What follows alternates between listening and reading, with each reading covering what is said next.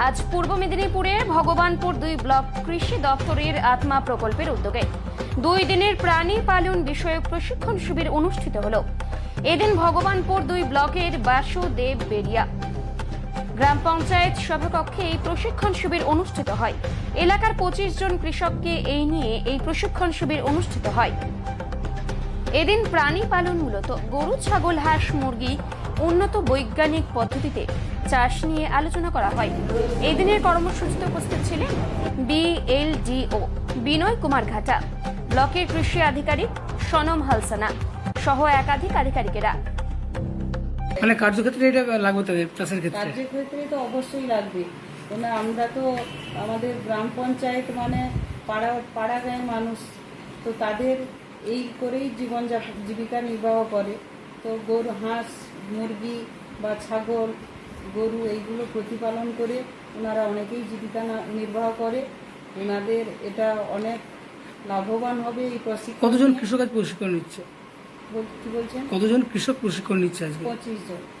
2 দিনের প্রশিক্ষণ কেন্দ্র, 2 দিনেই ওনারা প্রশিক্ষণ নিতে আসবেন। আপনার নাম আর কি পদে আছেন? আমার নাম শিপ্রাগিরি, বাসুদেব বেড়িয়া গ্রাম পঞ্চায়েতের বর্তমান প্রধান। আজকে আমাদের আত্মা স্কিমে, যেহেতু আত্মা একটা আমব্রেলা স্কিম, এর মধ্যে সব এগ্রিকালচারের সঙ্গে এলাইড ডিপার্টমেন্টও থাকে, সেই জন্য আমাদের এআরডি ডিপার্টমেন্টের আজকে আত্মার আন্ডারে ট্রেনিং হয়েছিল 25 জন চাষিকে নিয়ে, আজকে এবং কালকেও হবে। এরপরে আমাদের এগ্রিকালচার, হর্টিকালচার সব ডিপার্টমেন্টের ট্রেনিংও পরপর শিডিউল করা হয়েছে। আজকে প্রাণী পালনের ওপরে ট্রেনিং ছিল।